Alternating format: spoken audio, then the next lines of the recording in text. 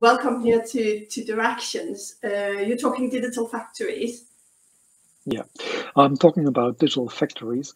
As Zach has spoken before a little bit about digital security, potentially I will come up with some another boring topic is about risk management in the digital area. If you have to push your digitalization, and I want to explain you how can you mitigate the risks and implement resilience in your business development at that point. Hopefully, it's not as boring as I announce it at the moment. So, before we start talking about digital factories, please let's have a look at the last 2 years. Because the last 2 years, from my point of view, have been like a little bit like a pressure cooker. Some areas did enhance in a way where I never had expected that it becomes so accelerated in the market, especially if you talk about digitalization.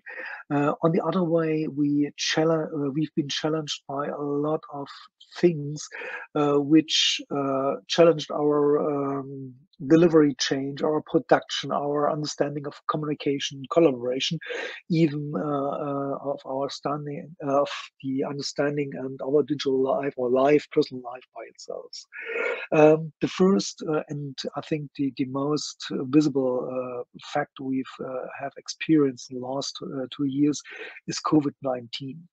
And COVID-19, beside his pandemic impact, was let's call it an alarm about that we need in our digitalization and our approaches more resilience.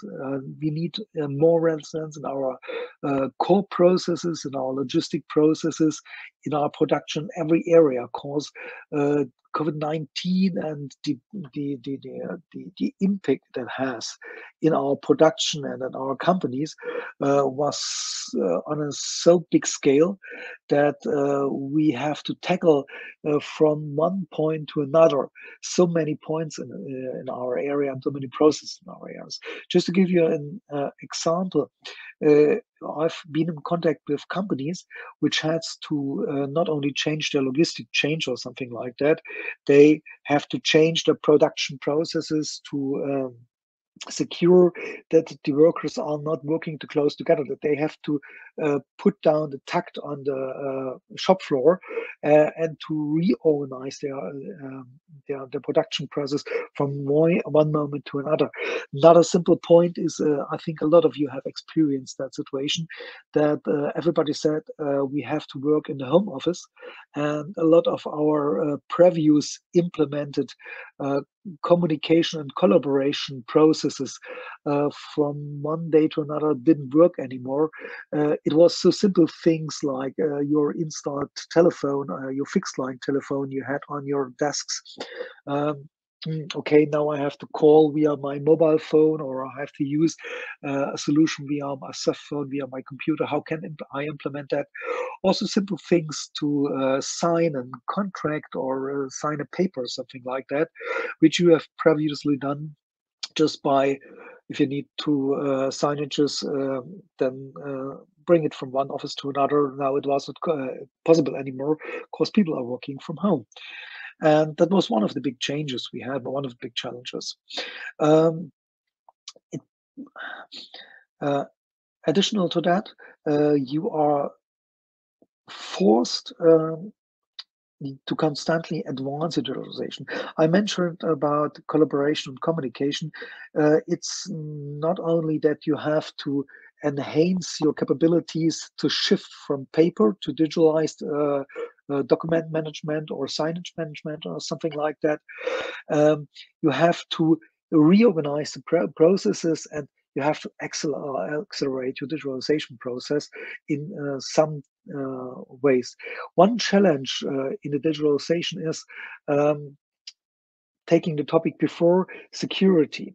If I want to enhance my security or if I want to enhance my digitalization approach, my challenge is, do I get enough skilled people from the market which can support me in my digitalization process, that they provide me security by design concept in an adequate manner that my higher digitalized processes are not even more vulnerable in the future, something like that. And then you have to question yourself, how can I ensure scalability, how I can ensure my strategy, my scaling, and how I can do it. Will I implement a workforce by myself, or do I have to select a partner, which potentially is the right one I have to select? And especially if you talk about, okay, what will be the platform, the process, or the application of your future? Will it be an application which runs in your own infrastructure, or will it run in the cloud on a hyperscaler? And the question is, which hyperscaler could be the best? How can I avoid login effects, something like that? And then are a lot of questions you have to answer for yourself.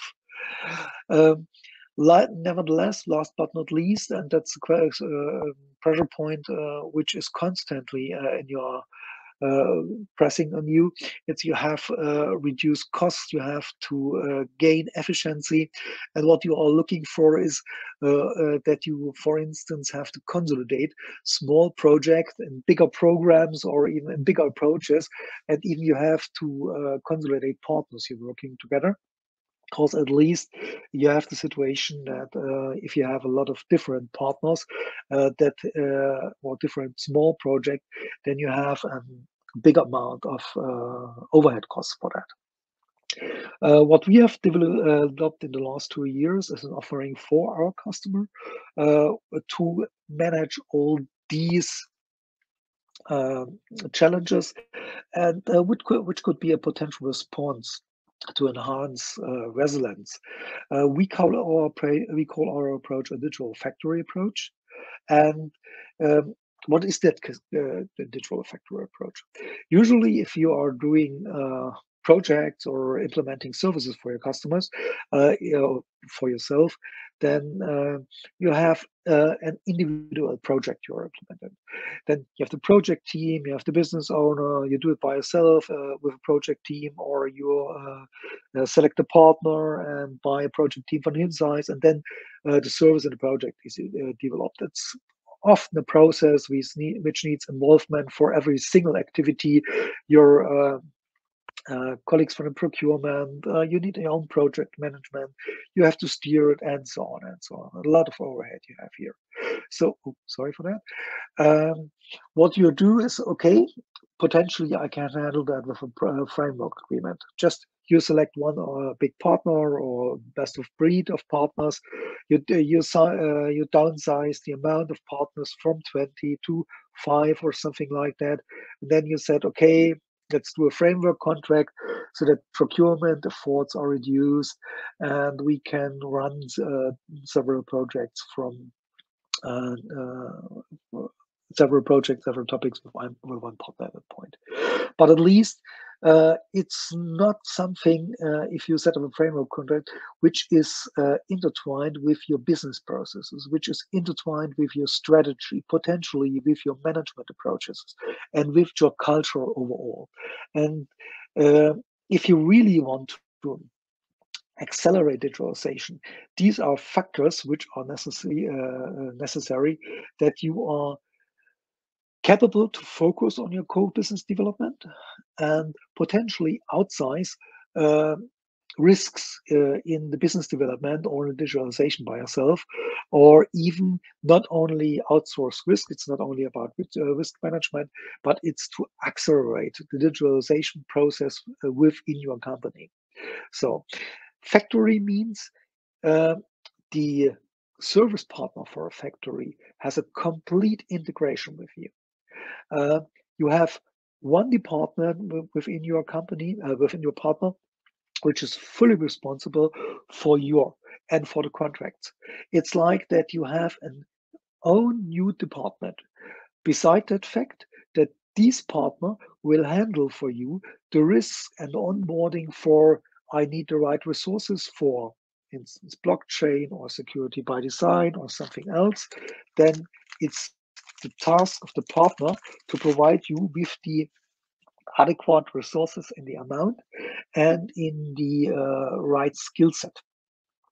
And that means the additional supporting departments of your partner, where you made a decision to build up a factory, become a part of your company too.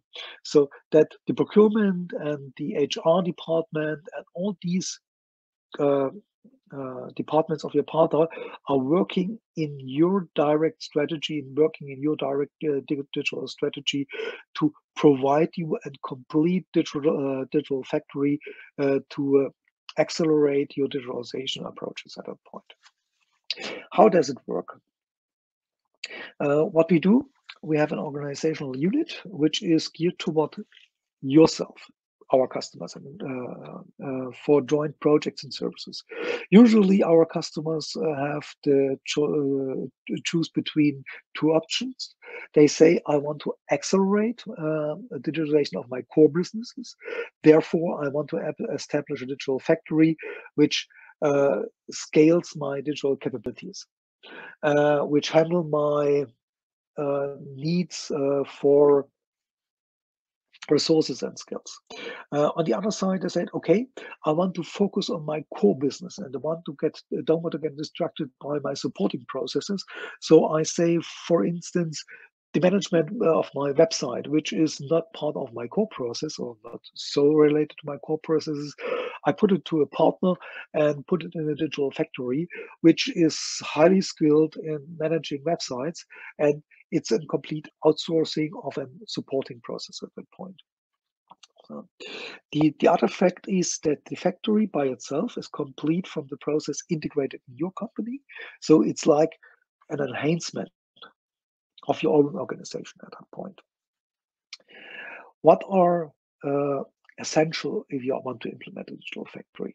I think one point is very important, talking about size, because if you start very small, then again you will directly run into overhead costs which exceed the cost savings at that point. The second one is, or the second or third one are very important because you have to intertwine it with your strategic approach, which even means that you have a cultural fit with the company you're working with. And the second one is you have to intertwine it with your management. These are three factors which makes a digital factory work very well at a point. Usually what you need and what a customer makes, what a factory makes suitably. Okay, you are strategically intertwined. You have scaling so that you can attack a broad, wide opportunities. You need potentially complex skills over different hyperscaler platforms or different topics, IoT, security, everything else. You want to consolidate your providers and you want to synchronize and control them more centrally. I think this is another approach because project controlling on detailed level will be provided within the digital factory approach, and you can focus on a top level monitoring for your approach for your projects at a point of digital factory. So how does it look like? Usually what we are providing is some management support, and then we are setting a so-called agile organization approach, where we say, okay, digital factory means we have squads, we have chapters, and we have tribes where we are delivering the projects for your side. I mentioned we are even including our supporting organization structure, so our infrastructure, human resources, procurement, and even our financial controlling partially within this digital factory for you, so that you can lean on these supporting processes too.